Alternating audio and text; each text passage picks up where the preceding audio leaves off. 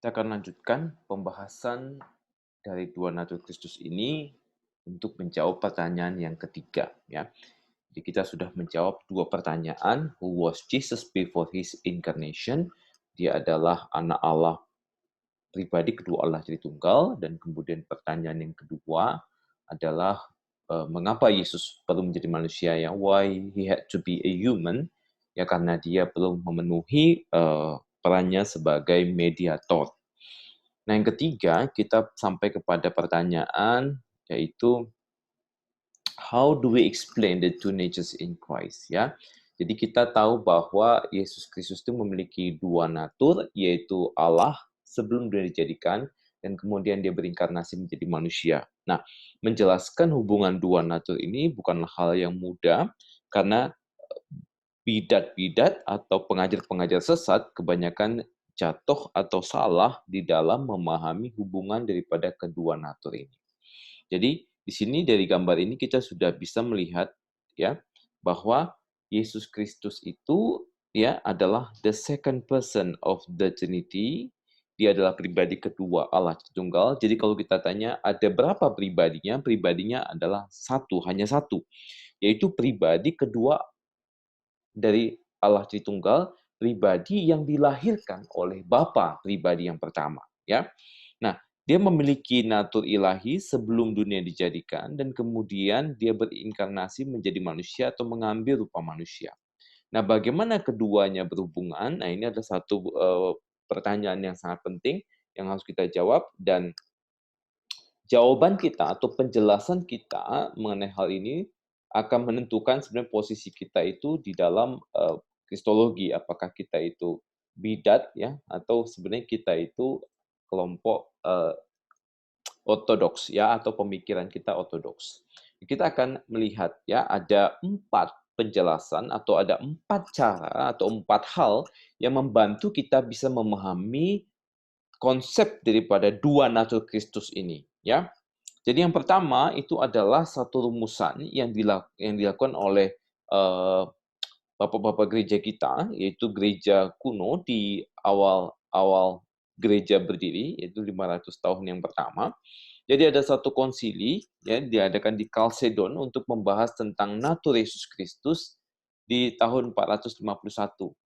Nah, gereja merumuskan pemikiran. Jadi gereja di masa-masa ini adalah gereja yang sudah merumuskan tentang konsep Tritunggal yang ada di dalam Nicene Creed, lalu kemudian di Konstantinopel, dan kemudian menghadapi tantangan kristologi dan kemudian menyelesaikan masalah kristologi ini di dalam Chalcedonian Creed.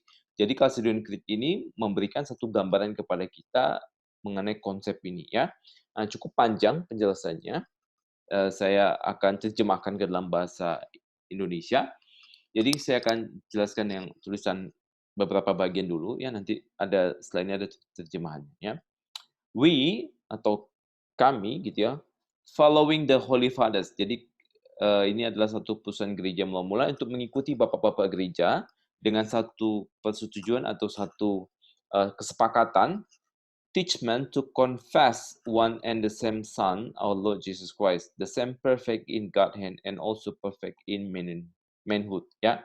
Nah, jadi dia adalah sama, sempurna, dengan sama persis dengan Allah di dalam naturnya, dan sama persis dengan kita dalam kemanusiaannya. Nah, saya akan berikan beberapa terjemahannya, ya. Nanti kita akan bahas satu persatu. Nah, kami sepenuhnya mengajarkan dan mengakui Sang Putra yang satu dan sama. Jadi ada berapa putra Allah? Putra Allah hanya ada satu,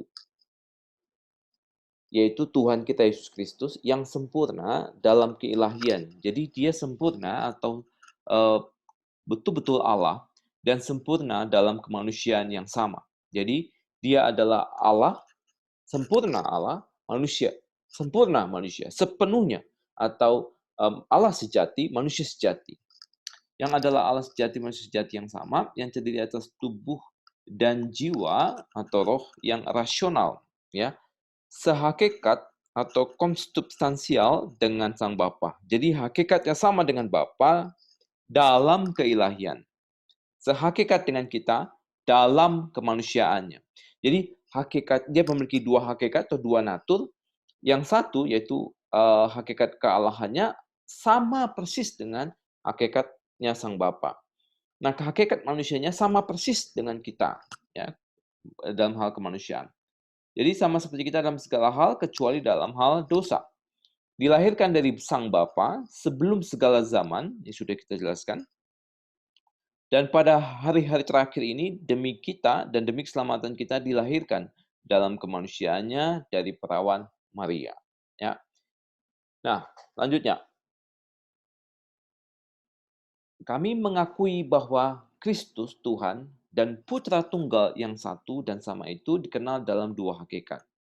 Dua hakikat itu adalah Allah dan manusia tadi yang sudah dibahas. Ya, ini adalah satu penyusunan kata-kata untuk memberikan pemahaman yang presisi mengenai dua natur Kristus itu. Jadi empat kata ini, ya, pemilihan ini adalah empat kata pemilihan yang memberikan kita satu pemahaman yang utuh, begitu ya.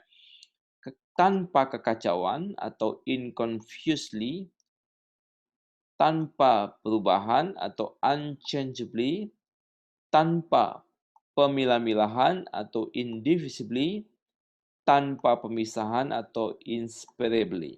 Ya, jadi perbedaan antara hakikat tidak dihilangkan oleh kebersatuannya. Jadi ketika dia bersatu, hakikatnya tidak hilang satu sama lain. Akan tetapi karakter masing-masing dari kedua hakikat itu terlestarikan atau tetap sama karena keduanya berada dalam satu pribadi dan satu subsistensi, ya. Jadi di sini sudah dijelaskan bahwa ketika ada nggak union, ada nggak kesatuan? Ada kesatuan, tetapi masing-masing itu tetap mengalami, tetap berada dalam naturnya. Jadi tidak ada perubahan sama sekali. Allah tetap Allah, manusia tetap manusia, ya. Tidak ada kesatuan sama sekali. Nah, kami mengakui, di sini dijelaskan ya, kami mengakui bahwa anak yang terbagi, bukan anak yang terbagi dan terpisah menjadi dua pribadi. Jadi kita bisa lihat tadi di gambar bahwa hanya ada satu pribadi, yaitu pribadi anak Allah yang diperanakkan oleh Bapa. Jadi bukan anak yang terbagi terpisah menjadi dua pribadi, tetapi satu dan anak yang sama. Dan satu-satunya yang diperanakkan Tuhan Sang Logos, Tuhan kita Yesus Kristus. Jadi di sini dijelaskan bahwa Yesus tidak mengalami pembagian, ya, pribadinya tetap satu. Pribadinya adalah pribadi kedua Allah Tritunggal. Jadi kalau kita tanya ya, siapakah Yesus Kristus itu sebelum sebelum berinkarnasi atau sebelum dia dicipta, dia adalah pribadi kedua Allah Tritunggal, ya. Sesudah dia berinkarnasi, tetap dia ada pribadi kedua Allah Tritunggal. Jadi tetap pribadi yang sama, pribadi yang satu, pribadinya tidak terpecah. Dia tidak pernah menjadi pribadi yang lain atau menambahkan pribadi yang lain. Dia tetap satu pribadi, ya. Jadi ini harus diperhatikan yang baiknya. Kita akan membahas satu persatu dari kata-kata yang di sini, ya. Kata-kata yang menjadi kata-kata kunci yang tadi saya sebutkan, ya. Kata-kata ini kata-kata yang akan menjadi kata-kata kunci untuk kita bisa memahami semuanya, ya. Nah, kita akan perhatikan konsepnya. Jadi yang pertama itu inconfusedly atau without mixture, tanpa kekacauan. Di sini dikatakan bahwa the divine nature and human nature of Christ are not mixed or confused. Jadi tidak ada percampuran sama sekali. Ya, are not mixed or confused so as to become some third kind of being, neither divine nor human gitu. Nah, saya akan coba memberikan satu penjelasan sedikit lebih detail, ya. Nah, jadi menurut poin penjelasan di sini, inconfusedly ini, ya, inconfusedly, nah ini tidak ada sama sekali percampuran, ya, tidak ada kekacauan. Jadi kalau ini kita sebut sebagai logos, ya, logos itu punya natur, ya, God, dan ini adalah man, ya. Jadi kalau logos ini pribadi, ya, ini person. Jadi kita harus bedakan antara person sama nature. Nah, ini adalah nature, Godhead. Ini nature. Nah, ketika Yesus atau ketika pribadi kedua Allah Tritunggal ini mengambil rupa manusia, mengambil natur manusia ini, tidak ada percampuran sama sekali. Jadi ini adalah ini adalah 100% Allah, 100%, dan ini juga 100%. Jadi ini tidak ada sama sekali percampuran. Jadi ini tetap utuh sama sekali, tetap utuh manusia, dan ini juga tetap utuh manusia, tidak ada percampuran. Nah, seperti dijelaskan di situ, kalau terjadi percampuran, ya, kalau ini ada percampuran, misalnya ya, kalau misalnya ini terjadi percampuran, ini tercampur, maka hasilnya itu adalah pasti gabungan, ya. Berarti Yesus itu memiliki gabungan, yaitu gabungan natur manusia tambah natur Allah begitu. Nah, kalau begini, maka Yesus itu cuma punya satu natur, yaitu natur gabungan. Dan natur ini bukan Allah, bukan manusia, tapi natur gabungan. Nah, bukan itu ajaran yang benar. Ajaran yang benar menurut Chalcedon itu adalah tidak ada sama sekali percampuran antara ini, ya. Jadi ini terpisah, ya. Ada ada ada pemisahan gitu ya. Ini saya buat gambar gini ya. Jadi ini ada pemisahan antara Allah dan natur manusia Yesus Kristus. Jadi ini tidak ada sambungannya ya. Menyatu di dalam ini tetapi tidak ada persambungannya. Jadi tidak ada percampuran sama sekali. Maka ini bagian kuncinya ya. Yang pertama, tidak ada percampuran sama sekali. Nah, yang kedua, di sini dijelaskan bahwa unchangeably or without change, ya. Jadi tidak ada perubahan. Jadi yang pertama itu tidak ada percampuran, yang kedua adalah unchangeably. Jadi ini sebenarnya poin-poinnya itu poin-poin yang kalau kita lihat itu semua terhubung ya satu dengan yang lain dan maksudnya dia akan akan saling melengkapi. Jadi di sini dikatakan neither ya bukanlah divine nature nor human nature was essentially changed in any by that union. Jadi ketika terjadi union itu tidak ada satupun yang berubah ya tadi sudah saya jelaskan di sini. Jadi ini sama sekali. Jadi kalau yang pertama unconfusedly itu adalah tidak ada komunikasi ini ya. Jadi kalau misalnya kita gambarkan tadi tidak ada komunikasi antara keduanya ini. Jadi ini tidak ada percampuran ya. Jadi ini sesuatu yang tidak ada percampuran. Jadi terjadi union tetapi tidak ada percampuran dan ini juga tidak ada perubahan. Jadi pertama dia adalah Allah, maka dia 100% Allah, tidak ada satu pun sedikit pun di sini yang berubah sama sekali ya. Tidak ada natur Allah yang berubah atau terambil sedikit pun sama sekali ketika terjadi union itu. Dan di sini juga ketika pribadi kedua Allah Tritunggal itu mengambil rupa manusia ini, tidak ada satu pun yang berubah di sini. Jadi manusia tetap manusia, terbatas tetap terbatas, bisa lapar tetap bisa lapar, butuh tidur tetap butuh tidur, bisa mati tetap bisa mati. Ya. Jadi semua yang manusia miliki, semua manusia miliki di dalam naturnya itu sama persis. Maka dikatakan tidak ada perubahan. Ya. Jadi yang kedua itu adalah unchangeably, ya, unchangeably. Jadi tidak ada perubahan sama sekali, ya. Nah, itu poinnya. Yang selanjutnya dikatakan indivisibly, tidak ada pemilah-milahan, ya. Jadi di sini dikatakan bahwa kita akan jelaskan lagi, ya. Each nature is full, ya. Setiap natur itu full, ya, penuh, penuh, uh, sorry, kelewatan ya. Jadi setiap natur itu penuh, complete, ya, without being divided into parts.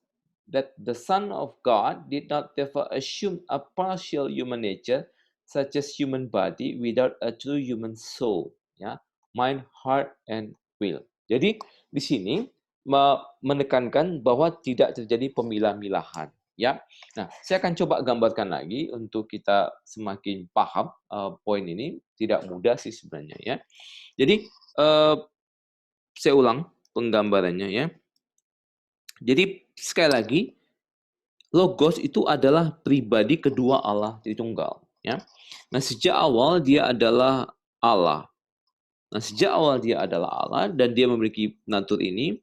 Nah, natur Allah ini adalah natur yang esa, begitu ya. Jadi natur ilahi itu bersifat simple, ya, simple, simplicity of God. Jadi kalau misalnya kalian masih ingat pembelajaran waktu doktrin Allah, simple itu artinya Allah itu hanya memiliki satu atribut, ya, satu natur. Esensinya Allah itu sepenuhnya adalah esensinya, dan esensinya itu cuma satu, dia simple God. Nah, yang kita sebut sebagai misalkan dia maha kuasa, dia itu baik, dia itu kudus, dia itu mulia, dan semua natur-natur yang dia punya itu pada prinsipnya adalah satu natur, ya. Sama dengan kalau kita menyebut seperti buah roh gitu ya, buah roh itu ada kasih, kebaikan, kemurahan dan sebagainya, itu sebenarnya cuma satu. Sama seperti ini, sebenarnya unity, jadi semua itu adalah satu natur. Nah, sementara manusia agak berbeda ya. Jadi sedikit penjelasan supaya kalian memiliki pengantar mengenai hal ini. Jadi yang disebut sebagai natur itu adalah totalitas dari kualitas esensial. Jadi setiap being itu punya kualitas esensial gitu ya. Jadi misalkan kalau kita sebut meja, apa itu meja? Punya kaki 4, nggak semua meja kakinya 4 gitu. Bentuknya itu ada bagian flat-nya, ya itu mungkin misalnya esensial, itu esensial gitu ya. Nah, sama dengan manusia. Manusia itu apa sih yang menjadikan manusia itu manusia gitu. Kalau dia kecelakaan lalu kemudian kakinya harus diamputasi dua-duanya, apakah dia tetap manusia? Dia tetap manusia. Nah, berarti manusia menjadikan manusia itu manusia apa? Nah, kalau dia punya tubuh dia manusia nggak? Iya.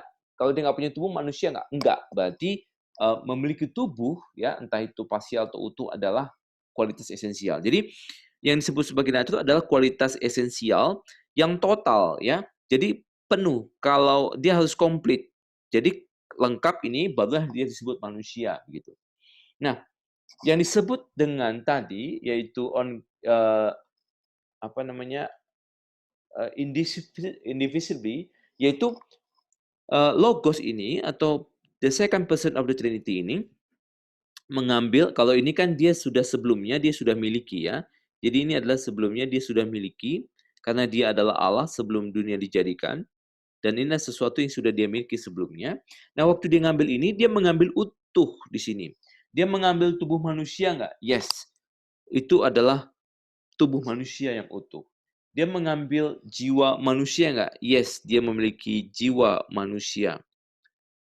Dia memiliki will manusia nggak? Yes, dia memiliki will manusia.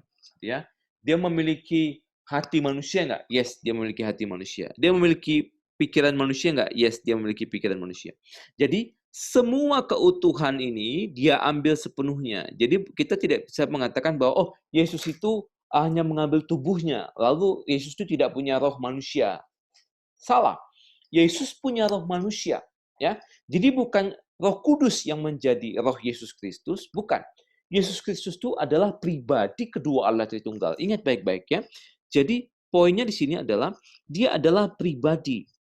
Ya, pribadi. Dia adalah person. Nah, dia memiliki naturnya adalah satu, dia punya natur ilahi, yang satunya lagi dia punya natur manusia. Nah, ini adalah kualitas esensial yang dia miliki. Ini adalah kualitas esensial yang dia miliki dan ini tidak ada hubungannya ya atau tidak ada komunikasinya, tidak ada sharingnya, tidak ada saling mempengaruhinya. Nah, menyatunya di dalam logos pribadi ini. Nah, dia ambil ini utuh dan dia tidak pernah kehilangan apapun yang di sini dan dia ambil semuanya utuh di sini. Jadi Yesus Kristus itu adalah pribadi Allah Tritunggal. Ini adalah anak. Jadi ini adalah anak Allah. Itu yang saya sebut dari awal ya. Jadi dia itu adalah sang anak. Jadi yang disebut sebagai pribadi kedua Allah Tritunggal itu adalah anak dari Bapa yang diperanakkan oleh Bapa gitu. Nah, dia memiliki seluruh kualitas esensial ini ya. Semua yang Allah miliki, Bapa miliki, dia miliki. Nah, waktu dia menjadi manusia, dia tidak meninggalkan sedikit pun yang ada di sini. Tidak ada meninggalkan satu pun. Dan dia mengambil seutuhnya kemanusiaan itu. Dia ambil tubuh manusia utuh. Dia mengambil natur manusia utuh. Ya, jiwanya. Manusia, Yesus memiliki jiwa manusia, memiliki pikiran manusia, memiliki hati manusia, memiliki semua yang manusia miliki, tetapi tidak berdosa. Ya, itu kata kuncinya untuk memahami.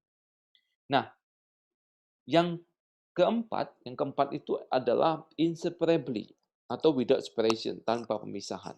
Nah, di sini kita kan sepertinya menekankan ada keterpisahan ya. Memang ada terpisahan tapi juga ada tidak ada pemisahan gitu. Dalam arti, jadi kalau kita balik ke sini tadi, dalam arti dikatakan di sini adalah ya tadi kan dikatakan tanpa pemilah-milahan tetapi juga tanpa pemisahan. Nah, semuanya ini ya, semua natur ini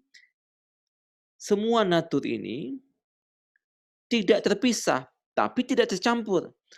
Ya, terpisah atau union di dalam pribadi ini. Jadi definisi pribadi itu adalah pemilik daripada natur, ya, yang akan menggunakan seluruh natur, yang hidup di dalam natur, yang menggunakan kapasitas natur, yang menggunakan semua kualitas esensial natur. Nah, keduanya itu memiliki satu kesatuan di dalam pribadi. Jadi pribadi itu adalah eh, apa namanya, sesuatu yang menjadi pemilik, ya, menjadi pemilik daripada natur, yang menggunakan natur. Jadi kalau misalnya gini, natur saya ini bisa mati. Nah, pribadi saya yang tinggal di dalam tubuh ini bisa mati. Nah, kalau natur saya ini bisa terbang, maka pribadi saya itu bisa menggunakan kapasitas itu untuk terbang. Nah, Yesus Kristus ini adalah pribadi yang memiliki atau bisa menggunakan kedua natur ini. Tetapi kedua natur ini terpisah, tidak tercampur sama sekali. Ya, jadi ingat baik-baik ada ini cara menjelaskan daripada yang dirumuskan oleh gereja purba di dalam Konsili Kalsedon. Yang pertama itu adalah tanpa kekacauan. Ya, ingat baik-baik bahwa tidak ada kekacauan, ya, jadi tidak ada percampuran antara keduanya dan tidak ada perubahan khususnya di dalam natur manusianya dan di dalam ketika dia berinkarnasi, natur ilahinya juga tidak ada yang ditinggalkan, semuanya persis sama. Lalu juga tanpa pemilah-milahan, ya. Jadi dia tidak mengambil hanya tubuhnya saja, lalu tidak ada jiwanya, tidak. Yesus memiliki roh manusia karena dia mengambil manusia itu seutuhnya.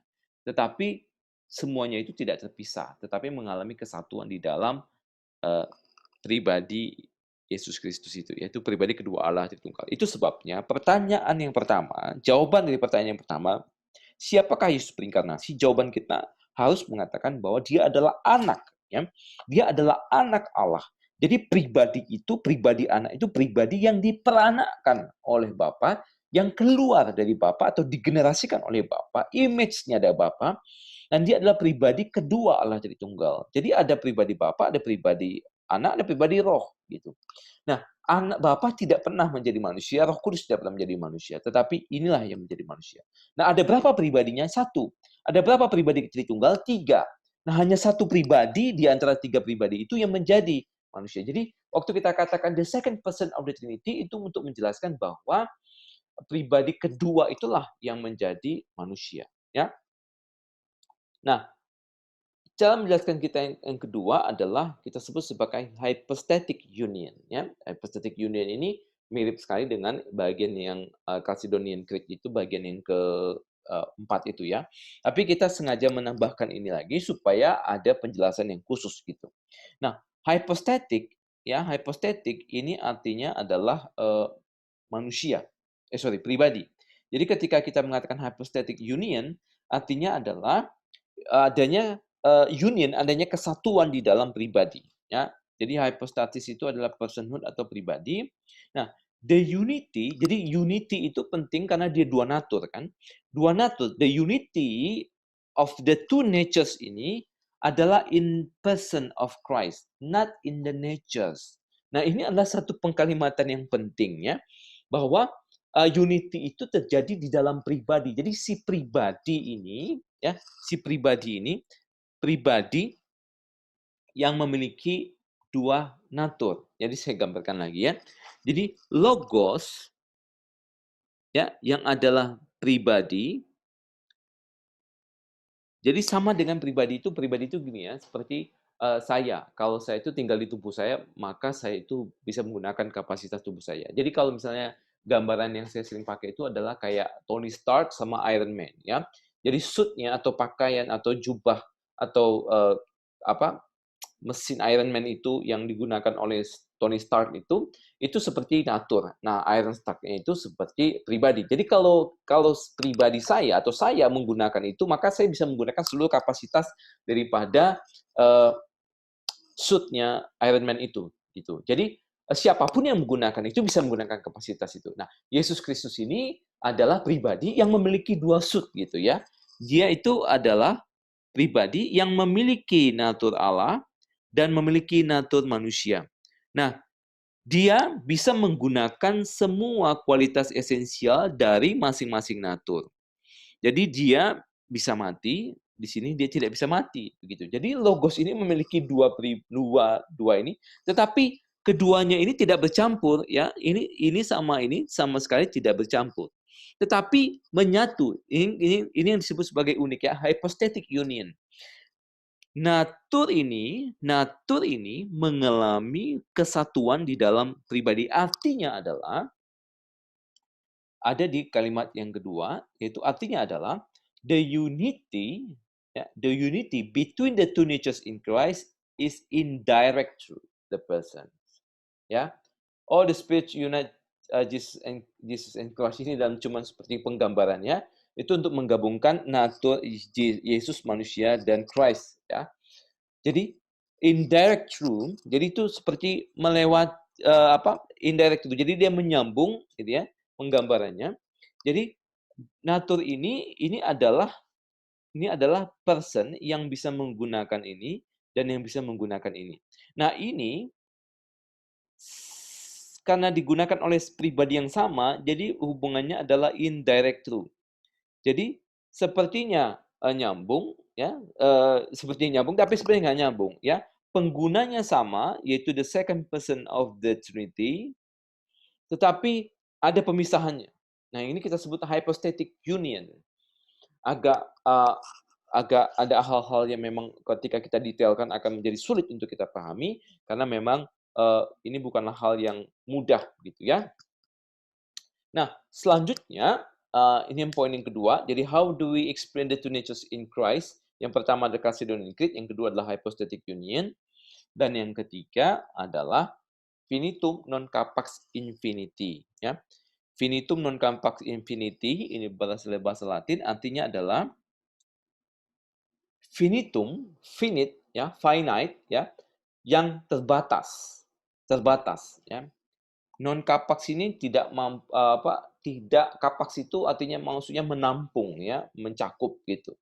Infinity tidak terbatas. Jadi artinya adalah yang tidak terbatas tidak mampu menampung yang tidak terbatas gitu. Artinya adalah natur manusia Yesus Kristus itu tidak mungkin menampung seluruh kealahan. Jadi Yesus itu adalah pribadi kedua Allah Tritunggal ya, yang memiliki natur tidak terbatas. Nah, natur manusianya terbatas. Jadi pada waktu dia berinkarnasi, maka kita tidak bisa mengatakan bahwa seluruh natur Allah itu hanya ada di dalam tubuh Yesus Kristus. Tidak bisa. Ya, kenapa? Karena natur manusia Yesus Kristus terbatas dan tidak bisa menampung yang tidak terbatas. Jadi kalau kita lihat di sini ya, finitum non capax infinity itu ya artinya the finite in and of itself cannot receive or bear the infinite. Ya.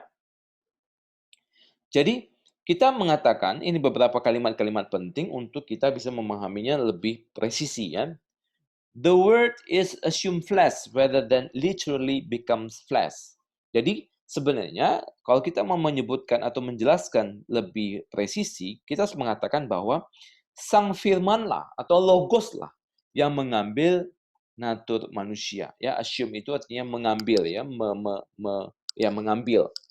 Lebih tepat mengatakan itu dibandingkan secara literal mengatakan bahwa dia menjadi daging. Jadi lebih tepat mengatakan bahwa pribadi atau logos itu mengambil natur manusia dibandingkan logos itu menjadi manusia. Jadi secara kalimat lebih presisi mengatakan Yesus mengambil natur manusia dibandingkan Yesus menjadi manusia. Nah, ini adalah kalimat yang kedua. Ini adalah kalimat yang sangat kunci ya dalam poin ini. Sama ini ya. The divine logos remains God even while dwelling in human flesh, ya. Jadi logos itu tidak pernah menjadi manusia. Logos itu pribadi gitu, pribadi yang diperanakkan oleh Bapa. Sehingga dia akan tetap menjadi Allah dan dia tetap memiliki natur yang diberikan yang dia komunikasikan dari Bapa dan kepada Bapa, ya, yaitu rohnya, Roh Kudus itu sendiri. Jadi dia tetap Allah sepenuhnya. Pada waktu dia menjadi manusia, dia tetap Allah sepenuhnya. Jadi tidak ada yang berubah daripada kealahannya itu.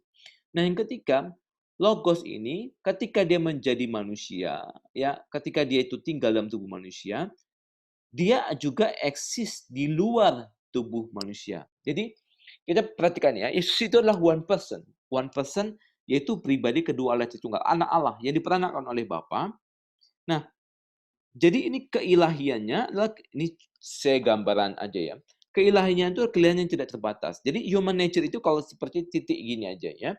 Nah, maka tidak mungkin seluruh kealahan itu dimasukkan ke dalam satu titik ini. Tidak mungkin gitu. Sehingga dikatakan bahwa logos itu tinggal di dalam tubuh Yesus Kristus, tetapi sekaligus di luar tubuh Yesus Kristus. Jadi logos itu menggunakan natur tubuh Kristus, Yesus Kristus, tapi sekaligus tetap menggunakan natur Allahnya. Jadi kita bisa mengatakan Yesus itu pada waktu tertentu dia terbatas hanya tinggal dalam tubuhnya, menjadi menangis, bisa lemah gitu dengan tubuhnya pada waktu dia menjadi manusia dan pada waktu masih bayi gitu. Tapi pada waktu yang sama dia adalah Allah yang ada di segala tempat. Dia adalah Allah yang hadir, maha hadir. Tapi sekaligus dia adalah Allah yang terbatas gitu. Jadi dia terbatas dalam natur manusia, tetapi dia Allah yang tidak terbatas pada waktu yang sama. Ya. Nah, the humanity of all the flesh is grounded. Jadi kemanusiaannya itu bukan kemanusiaan yang independen ya, tetapi kemanusiaan yang sebenarnya dependent kepada keilahiannya, tetapi tidak ada persatuan natur. Jadi natur manusianya itu adalah natur sepenuhnya natur gitu, sepenuhnya natur, dan natur ini adalah natur yang diciptakan oleh Allah yang kemudian mengalami satu union dengan pribadi kedua Allah Tritunggal gitu. Nah, waktu mengalami union ini, maka natur manusia itu menjadi natur manusia yang bergantung kepada kealahannya. Tetapi kealahannya itu ada di luar natur manusia, juga ada di luar. Kenapa? Karena finitum non capax infinity, ya.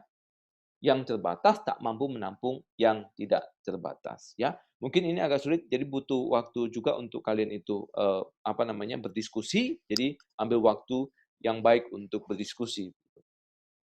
Nah, yang keempat, yang terakhir. How do we explain the two natures in Christ? Yaitu anhypostasis dan enhypostasis. Jadi, perhatikan di sini ada pengkalimatan kunci di sini ya. Ada kata ada kata an di sini ya. An. Ada kata en. Ya. Kata en itu artinya di dalam, in. Kata an itu artinya im. Ya. Jadi ingat baik-baik, jadi ini artinya im, ini artinya in, ya. Nah, jadi penjelasannya adalah anhypostasis dan enhypostasis. Tadi udah dijelaskan, hypostasis itu adalah person, ya.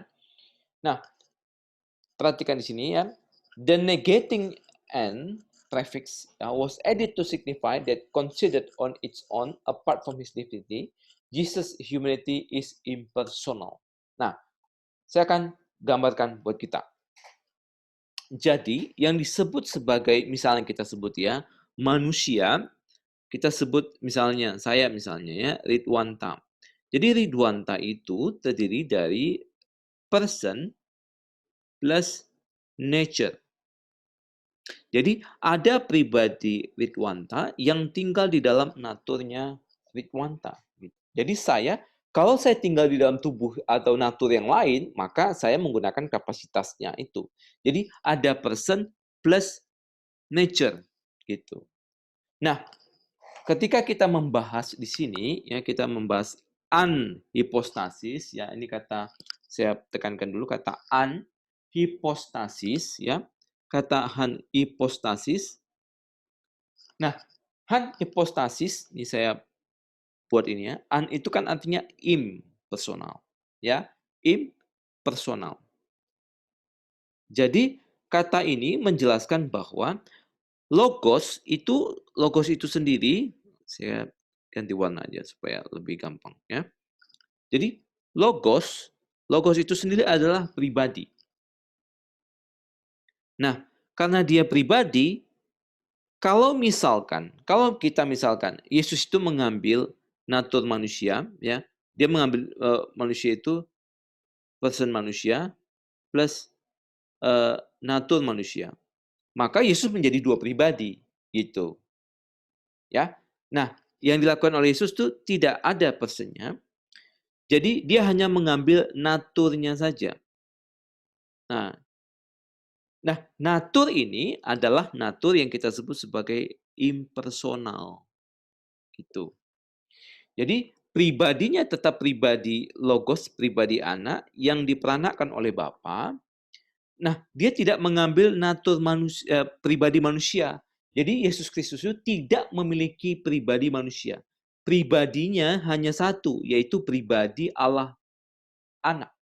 Ya, makanya kita sebut sebagai naturnya ini adalah natur yang impersonal. Ya, natur ini kita sebut natur yang impersonal.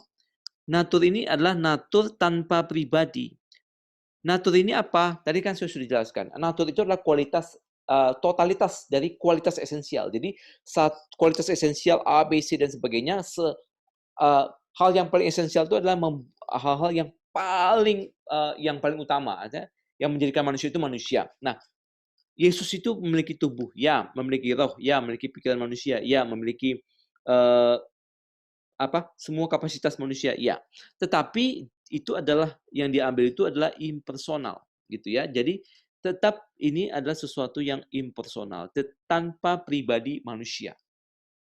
Makanya kita tetap mengatakan bahwa Yesus itu adalah pribadi Allah, pribadi ada kedua Allah Tritunggal. Ini poin penting.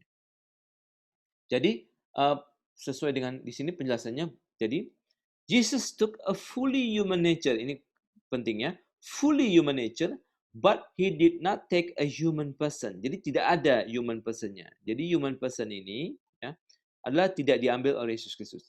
Jesus can have a fully human nature without also taking a pre-existing human personhood.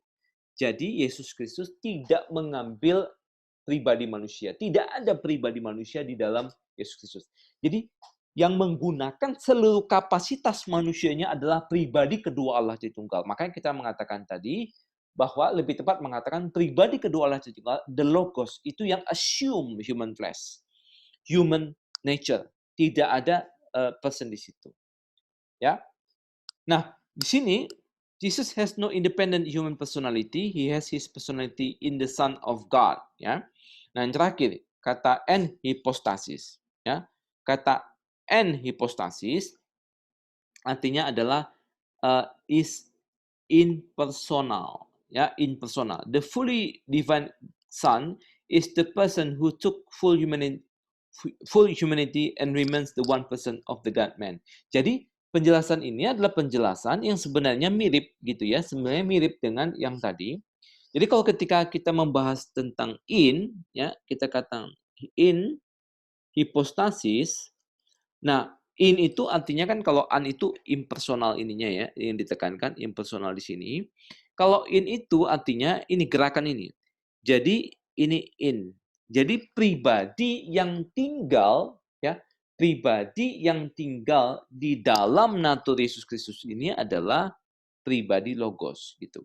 Jadi ini untuk menjelaskan poinnya gini ya. Anhipostasis itu untuk menjelaskan bahwa natur ini adalah natur tanpa pribadi. Itu ya untuk menjelaskan. Nah, ketika in itu artinya adalah pribadi yang menggunakan natur ini adalah pribadi logos, pribadi kedua Allah Tritunggal, yaitu anak Allah, pribadi yang diperanakkan oleh Bapa. Ya, saya ulangi sekali lagi. Ketika kita bahas mengenai yang kita sebut an itu artinya adalah natur ini adalah natur tanpa pribadi, ya. Ketika kita menyebutkan ya, in hipostasis atau impersonal, maka kita menjelaskan bahwa pribadi yang tinggal di dalam natur Yesus Kristus tanpa pribadi itu adalah pribadi logos, ya, pribadi logos. Jadi pribadi kan ini tanpa pribadi impersonal kan? Jadi karena ditambah pribadi, berarti kita harus menjelaskan bahwa pribadi yang tinggal di dalam natur Yesus Kristus yang tanpa pribadi itu adalah pribadi logos, yaitu anak Allah, pribadi kedua dari Tritunggal. Pribadi yang diperanakkan oleh pribadi Bapa. Itu untuk menjelaskan dan en hipostasis, ya. Nah, satu bagian untuk bagian ini adalah jadi ada 4. How do we explain the two natures in Christ? Ada 4 jawabannya. Ada Chalcedonian Creed, ada 4 poin di dalam Chalcedonian Creed. Yang kedua itu adalah hypostatic union, yang ketiga adalah finitum dan capax infinity, dan keempat adalah anhypostasis dan enhypostasis. Nah, ada analogi, ya. Analogi ini adalah untuk membantu saja, ya. Jadi how do we explain the two natures in Christ? Ada 4 dan ada satu analogi, ada beberapa analogi sih. Cuma yang kita pelajarinya adalah satu saja, yaitu tentang analogi mata. Ya, analogi mata ini dari John Calvin. Nah, jadi kalau kita lihat di sini kan mata itu ada 2, tapi kan mata ini punya penglihatannya sendiri-sendiri, ya. Jadi kalau misalkan kita itu menutup mata kita sebelah, coba misalnya kalian coba aja sendiri, ya. Coba kalian tutup mata kalian sebelah, mata kita ini masing-masing punya penglihatannya sendiri. Ini punya penglihatannya sendiri. Jadi kalau kita tutup sebelah, maka kita tahu, maka ini punya penglihatan sendiri, ada bagian yang tidak kelihatan. Ketika kita menggunakan mata ini, ada bagian yang tidak kelihatan, yang hanya bisa dilihat oleh mata ini. Tetapi pada waktu kita buka keduanya, kita tidak melihat 2 gambar, tapi kita melihat 1 gambar, ya. Makanya dijelaskan oleh Calvin, each eye can have its vision. Jadi masing-masing mata itu punya penglihatannya sendiri-sendiri. But when we are looking at anything, jadi ketika kita melihat kepada sesuatu objek, ya, penglihatan kita itu yang pada dirinya sendiri itu terpisah, itu menjadi satu, ya, joins up, ya, bergabung menjadi satu dan memberikan kepada kita itu sebuah gambar objek, ya, yang utuh, ya, a whole to the object that is put before it, ya. Jadi kedua mata kita ini, mata kita dua itu punya penglihatan sebenarnya sendiri-sendiri, tapi sebenarnya ketika kita melihat, kita melihat satu objek yang sama, ya. Nah, jadi sama. 2 natur Yesus Kristus itu meskipun 2, tetapi adalah karya dari satu pribadi. Jadi ketika dikerjakan di dalam natur manusia, dikerjakan di dalam natur ilahi, maka pekerjaan itu pekerjaan dari satu pribadi. Jadi apapun yang dilakukan oleh Yesus Kristus di dalam kedua naturnya adalah satu karya, yaitu karya dari pribadi kedua Allah Tritunggal itu. Jadi bukan pekerjaan daripada naturnya, bukan pekerjaan daripada natur ilahi atau natur manusianya, tapi pekerjaan dari pribadi kedua Allah Tritunggal itu. Ya, jadi begitu untuk pemahaman kita. Ya, jadi ada dan beginilah prinsip atau ajaran yang ortodoks untuk menjelaskan 2 natur Yesus Kristus.